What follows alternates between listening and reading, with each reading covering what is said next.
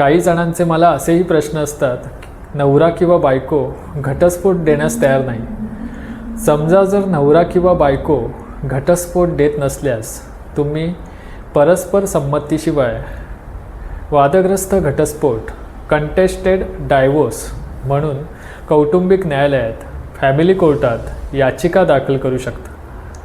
तुमचा जोडीदार घटस्फोट देण्यास संमती देत नसला तरीही तुम्हाला कायदेशीर कारणे आणि पुरेसे पुरावे असल्यास न्यायालय एकतर्फी घटस्फोट मंजूर करू शकते।